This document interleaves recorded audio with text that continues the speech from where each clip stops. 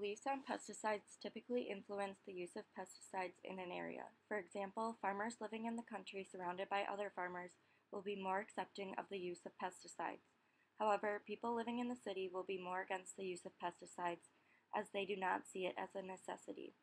Community involvement is important to the reduction of pesticide use, but it will depend greatly on individuals' personal beliefs. Children of farmers face greater exposure to pesticides due to their close living quarters to fields and because of the amount of chemicals that may be ingrained in the family's clothes. This means that families living in a rural area face increased exposure to pesticides than families that do not. Race and ethnicity are interpersonal factors that affect the techniques used by minorities. There is an information gap when it comes to updated information services and programs. Minority farmers in the United States have less education regarding the dangers surrounding pesticides in farming. Without the knowledge of how dangerous these chemicals can be, farmers are less likely to take preventative measures. 532 farmers reported wearing 35% gloves, 36% overalls, 39% mask covering mouth and nose, and 79% shoes. Due to the greater exposure of pesticides, minorities face a greater risk to health issues. These statistics verify the claim that race and ethnicity play a role in the health of farmers and their families. Family plays a large role on whether they agree with pesticide use or not. A key argument against the use of pesticides is the risk to developing children. Children are susceptible to pesticide exposure in different ways. They are closer to the ground, put objects in their mouth that may contain chemicals, and consume more food than adults based off their weight. If a child consumes a pesticide, it is more difficult for their organs to repel the chemical due to the immaturity of the organ. This is a major concern to parents as they fear the health of their infant being compromised. Fidelia Morales, a mother of 5 living in California, is against the use of pesticides due to the risk to her children. Morales states that her children have suffered from bronchitis, asthma, and other chronic illnesses. Other families in the same area have described their children as suffering from vomiting, skin irritations, headaches, and dizziness, autism, learning problems, attention deficit disorders, and respiratory ailments. These families believe their children's illnesses are directly linked to their persistent exposure to these pesticides. All families living in rural farming areas where pesticides are used frequently. Morales expressed her distress over the Trump administration decision to reverse the ban Barack Obama created to ban chlorpyrifos, a pesticide that is abundant in her area. Beliefs on pesticides typically influence the use of pesticides in an area. For example, farmers living in the country surrounded by other farmers will be more accepting of the use of pesticides. However, people living in the city will be more against the use of pesticides as they do not see it as a necessity. Community involvement is important to the reduction of pesticide use, but it will depend greatly on individuals' personal beliefs. Children of farmers face greater exposure to pesticide due to their close living quarters to the fields and because of the amount of chemicals that may be ingrained in their families' clothes. This means that families living in a rural area face increased exposure to pesticides than families that do not. Organizations can be very influential on farmers and their use of pesticides. Monsanto is a popular agrochemical and agricultural biotechnology company used by many farmers. This company has come under scrutiny as of late because of its design to increase pesticide use.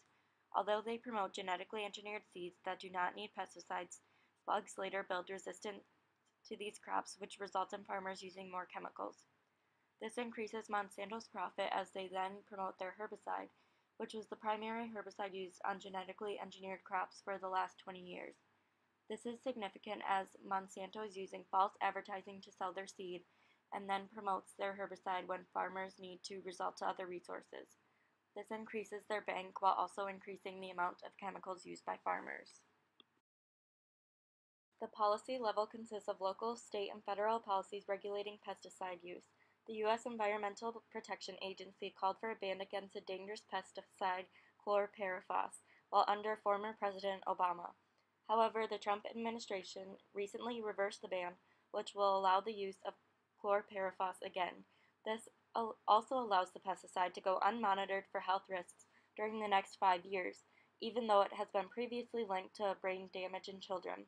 This public policy will play a role in thousands of families' lives as they will continue to encounter what could be a dangerous chemical.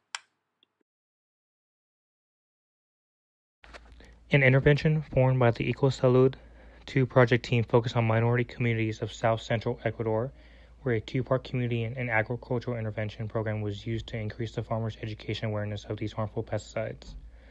Community intervention called for reflection from farmers on pesticide usage and what their knowledge level of certain pesticide level warnings was, how pesticides can be harmful, and symptoms that correlate with certain pesticide contamination. The team analyzed that on a scale of 1 to 10, the knowledge for household managers was a 1.2, while crop managers had a score of 2.6. Agricultural intervention consisted of workshops that focused on crop intervention and proper pesticide control, as well as tips on equipment to use while handling pesticides of various toxicities. 6 months after these interventions took place, household managers and crop managers were reevaluated on their knowledge and given an increased score of 3.6 and 5.3 respectively. There was also an increase in the use of protective and preventive measures taken when handling these pesticides and better awareness of signs and symptoms of contamination. Although evidence of pesticides in rural and urban communities can be difficult due to nearby farms spraying contaminants to protect their crops, there have been several ways to avoid the ingestion of pesticides in an interpersonal manner. The farmer-worker relationship can sometimes be skewed because of language barriers and belief systems, so by focusing on strengthening the interpersonal relationships, safer pesticide application can be enforced through the incentives, training, and supervision. Furthermore, a federal law has put in state that requires all pesticide users and supervisors to be certified in the handling of restricted pesticides. By going through the training for safe application and becoming certified, it can reduce the amount of hazardous pesticides spread throughout places that can cause harm to others. Many crops grown in poor farming communities seem to feel the effects of pesticide spraying the most. Oscar Samos is a teacher from Salinas, California, a Hispanic community surrounded by strawberry farms. He knows that his students have been suffering from health issues from the effects of the pesticides that travel airborne throughout their community. Samos and the other members of the California Teachers Association came together in efforts to raise awareness of these harmful pesticides and their relation to the decline in the health of young children. They were able to make advances through the California Department of Pesticide Regulation that bans pesticide spraying within a quarter mile of schools from 6 p.m. to 6 a.m. Successful intervention can be made by handling together and voicing concerns to community officials. In 2011, a study was conducted that showed community intervention intensity, individual participation in training, and changes in household or individual awareness and knowledge also should be associated with household reduction in farm hazardous pesticide use. Organizations can be very influential in public health issues. The Pesticide Action Network is an organization that works with affected communities to document and raise awareness of pesticides usage in farms and rural communities and press for safer solutions. They made suggestions such as discontinuing the use of hazardous pesticides and instead shifting toward agroecological farming because women have had such a strong influence on farming. PAN has worked with women farmers to increase the awareness of just how much pesticides travel through the air and into the surrounding homes. This has helped women farmers switch to sustainable farming rather than industrial farming. Organizations such as PAN are not afraid to stand up to larger corporations and push for change within these struggling communities.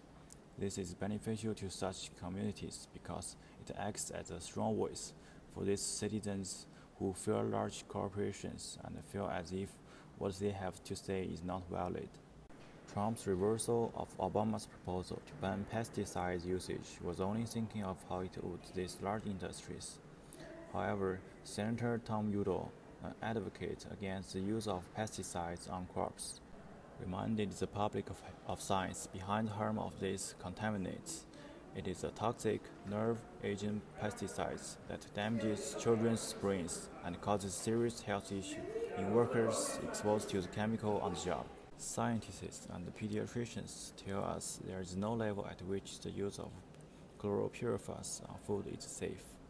By installing this proposal, The health of developing children in America should see an increase because they will no longer be at risk for neurodevelopmental damage, as well as other health problems that have been correlated with chlorpyrifos.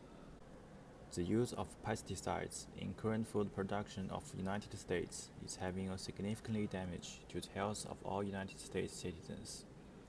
The use of pesticides can not only harm consumers who ingest the food which were contaminated by the pesticides, but also harm people who are close or susceptible to the pesticides.